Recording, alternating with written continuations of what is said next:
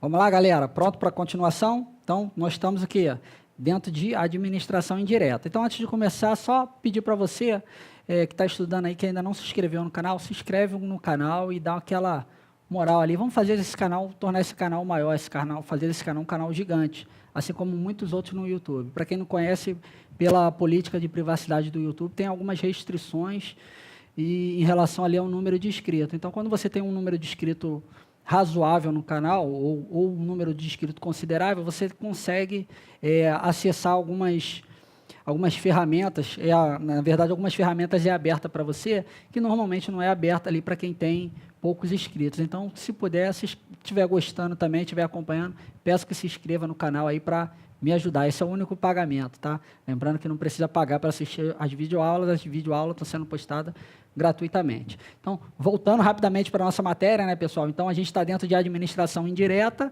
e passamos agora aí com quase 30 minutos de autarquia, né? Quase 30 minutos falando só de autarquia. Vamos entrar agora da segunda entidade, as fundações, é a nossa 8ª aula do curso de Direito Administrativo, tá bom? Então, vamos seguir.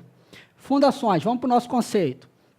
Entidade dotada de personalidade jurídica de direito privado, sem fins lucrativos, criada em virtude de autorização legislativa para o desenvolvimento de atividades que não exijam execução por órgão ou entidade de direito público, com autonomia administrativa, patrimônio próprio, gerido pelos respectivos órgãos de direção e funcionamento, custeado por recursos da União e de outras fontes. Então, vamos começar a organizar aqui as ideias, pessoal. Então, olha só, fundações públicas.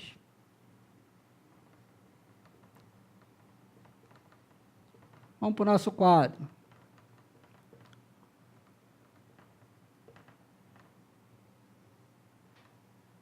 Então, vamos organizar ela aqui. Fundações públicas. Então, vamos pegar aqui algumas coisinhas que já foram faladas ali. Olha só. Então, a personalidade jurídica de direito privado.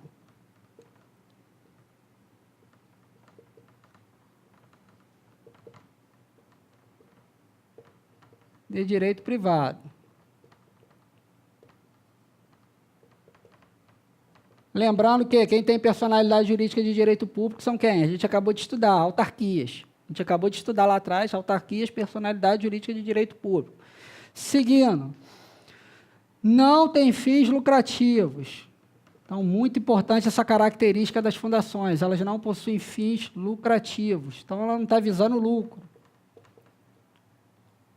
Então, sem fins lucrativos. Criada em virtude de autorização legislativa. Sua criação por autorização.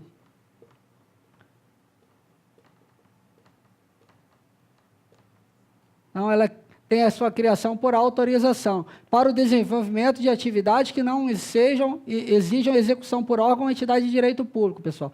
Então, normalmente as fundações elas trabalham para quê? Para atividades de interesse social. Então, vamos colocar aqui, ó, ela vem para atividades de interesse social. Então, aí abrange as mais diversas áreas de interesse social, né, pessoal? Pode ser assistência, pode ser saúde, pode ser educação, aí o ramo é bastante vasto, tá? Então, já anotem aí, ó, pausa o vídeo, como eu sempre falo, dá aquela pausadinha, e já anota essas características que são importantes quando a gente fala de fundações. A personalidade jurídica de direito privado, a ausência de finalidade lucrativa, criação por autorização, a gente já viu, né, que autarquias são criadas por lei. As outras são todas autorizadas. Empresas públicas, fundações, sociedade e economia mista. Tá? E a atividade para o qual ela vai trabalhar é uma atividade de interesse social. Então, seguindo, pessoal. Criação, a gente já viu isso aqui, né? Eu vou bater o 3719 em todas as aulas de administração direta, tá? Vou bater repetidamente para que você não esqueça e grave bem esse texto, porque ele é importante, ó. Somente por lei específica poderá ser criada a autarquia e autorizada a instituição de empresa pública, sociedade de economia mista e fundação, com um detalhe envolvendo as fundações, cabendo à lei complementar, neste último caso, definir a área de sua atuação. Então, a área de atuação aqui dela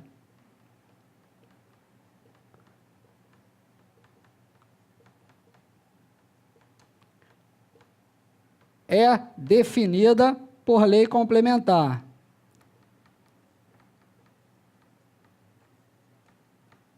Com isso, pessoal, posso dizer que a gente colocou mais uma característica aqui, ó. Então, a gente já tem 1, 2, 3, 4, 5. Então, todos esses tópicos são bem importantes para fim de prova, tá? Entender ali o funcionamento dessas fundações. Vamos seguir. Então, aquele clássico esqueminha que eu botei na aula anterior, estou colocando nessa aula e já vou colocar na próxima aula de empresa pública e de fundação e de sociedade de economia mista, tá? Então, essa diferenciação ela é muito importante para a gente, ó. Autarquias são criadas por lei. Fundações, empresas públicas, sociedade de economia mista, são todas autorizadas por lei. Só a autarquia é criada por lei. EP, sem fundação, são todas autorizadas, tá? A diferençazinha é muito importante. Seguindo, pessoal, quais são os elementos essenciais dessas fundações? Então, os elementos básicos dessas fundações. Primeiro, a figura do instituidor, aquele que vai fazer a dotação patrimonial, né, que vai entregar o patrimônio para montagem, para a criação dessa entidade. O segundo, o objeto com atividade de interesse social. Então, já coloquei aqui como uma das características das fundações, né? Então, ela vai trabalhar para um interesse social. E a terceira, a ausência de finalidade lucrativa. Pessoal, pelo amor de Deus, ó, fundação não tem finalidade lucrativa. Fundação não tem finalidade lucrativa. Já pega, ó, bota aí, ó, fundação não tem finalidade lucrativa. Sonha com isso, vai sonhar, deita, a fundação não tem finalidade lucrativa, não tem finalidade lucrativa. Pelo amor de Deus, tá? A ausência de finalidade é um elemento básico, um elemento essencial das nossas fundações. Não ter finalidade lucrativa. Tá? Não vamos esquecer disso.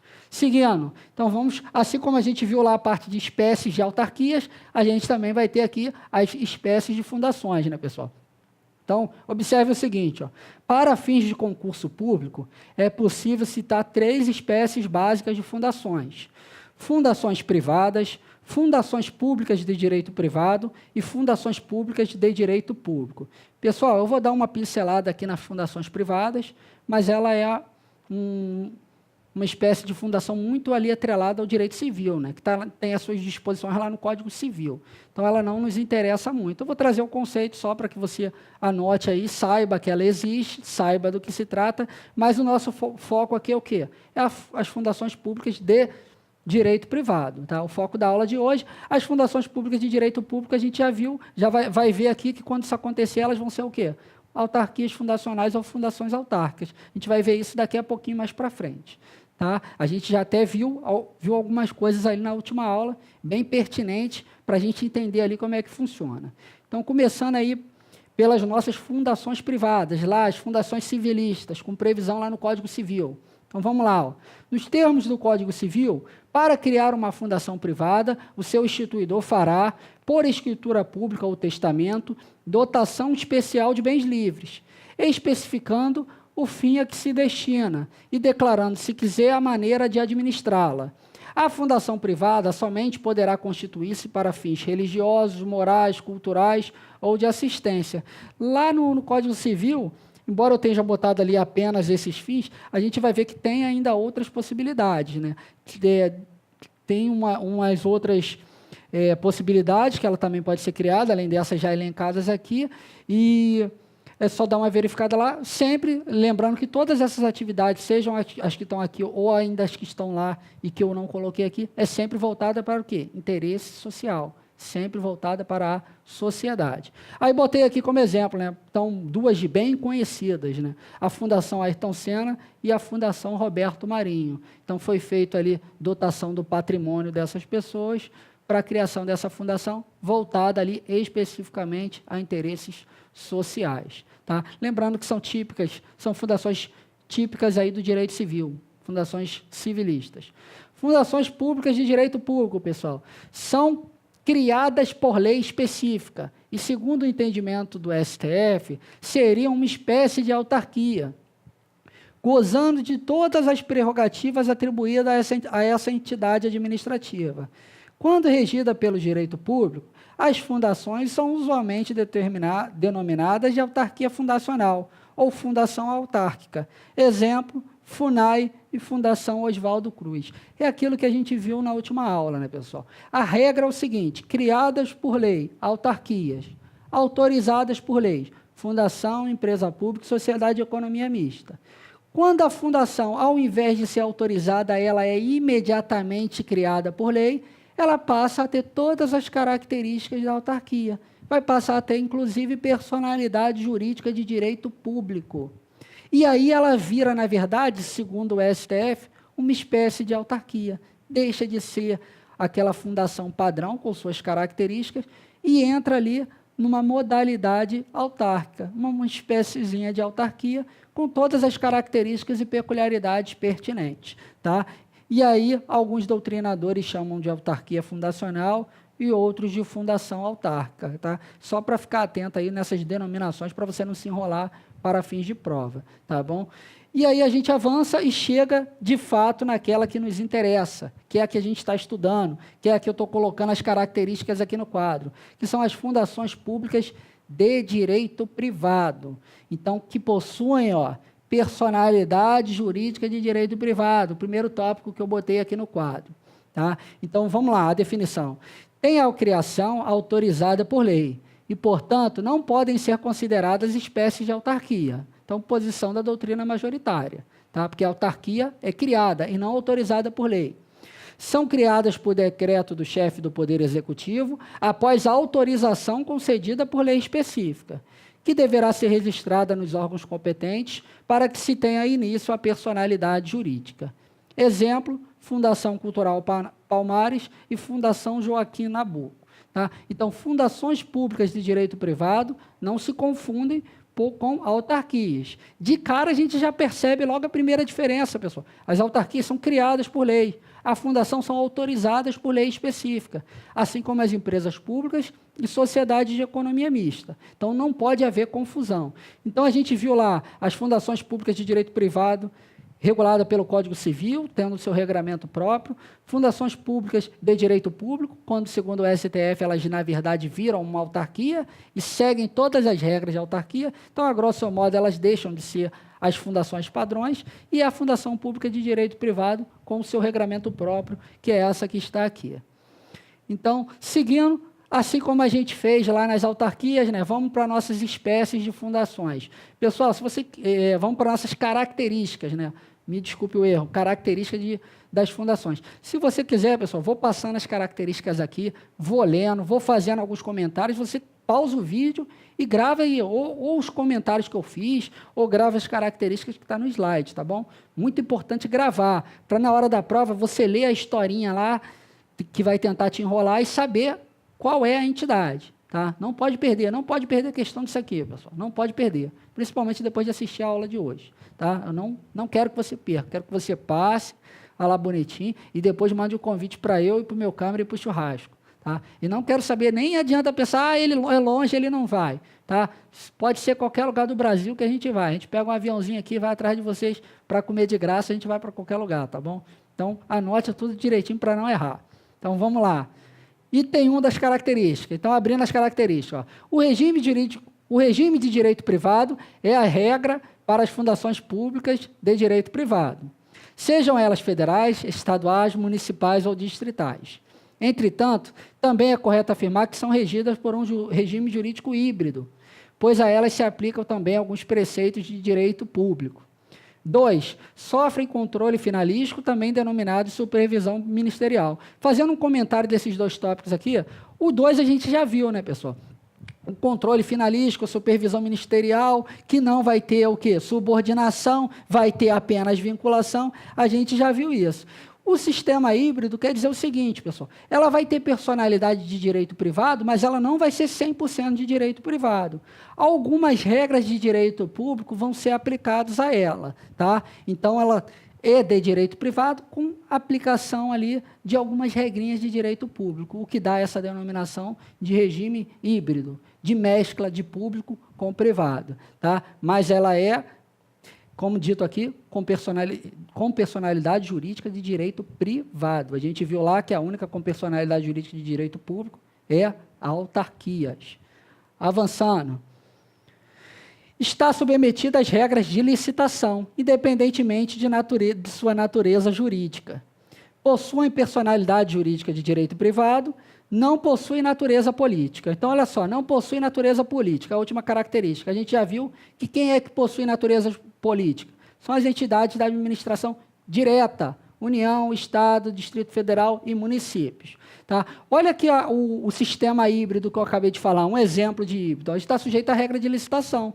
Então, essa é uma regra de direito público. Então, ela tem personalidade de direito privado, mas ela tem que licitar, ela recebe uma regra de direito público. Então, se você não tinha visto ali um exemplo, o item 3 dá esse exemplo perfeitamente do que é esse hibridismo, essa mescla de regras. Pega uma regra de direito público e aplica ela, que tem personalidade jurídica de direito privado. Veja que legal, né? Então, avançando nas duas últimas regras, para a gente finalizar a nossa aulinha de fundações. Então, 6. Imunidade tributária recíproca. Gozam de imunidade em relação ao pagamento de impostos sobre os seus bens, serviços e renda, quando vinculado à atividade fim. 7. Não tem poder normativo, não pode editar atos gerais e abstrato que obriguem os particulares. Então, aqui, 7, tranquila, ela não é... A função das fundações é o quê? Atender o interesse social, não é editar normas. E no item 6 ele fala o quê? Quando ela estiver trabalhando na atividade fim, na atividade de interesse da sociedade para o qual ela realmente foi criada, ela vai ter imunidade tributária, ou seja, ela não vai precisar pagar tributo. E a gente sabe que não precisar pagar tributo no nosso país é uma coisa surreal, né? Porque o tributo é bem pesado, tá? A carga tributária é muito pesada, então é uma grande vantagem que é dado para ela, mas apenas ao quê? A atividade fim, para o qual ela foi criada, que é uma atividade de interesse social, né? Cabe ao Estado fomentar esse tipo de atividade, né, pessoal? Que vai atender o interesse da sociedade, não ficar cobrando tributo e criar obstáculos para o desenvolvimento dessas atividades. Então, a gente fecha aí, com a não poder normativo, sem a possibilidade de ter ela poder normativo, de editar normas, já que a finalidade dela não é essa. Então, ela não tem esse fim, esse objetivo, é apenas atender a interesses da sociedade, e essa imunidade tributária recíproca, né, de não recolher tributo quando estiver desenvolvendo a atividade fim. Então, veja que se ela estiver numa atividade acessória ou numa atividade diferente, ela vai ser tributada normalmente, tá bom, pessoal? Então, a gente passou aí por autarquias, passamos por fundações, agora falta só a empresa pública e sociedade de economia mista, a gente já vai ver isso aí na próxima aula, tá? Vai ser papum, volto já. Valeu!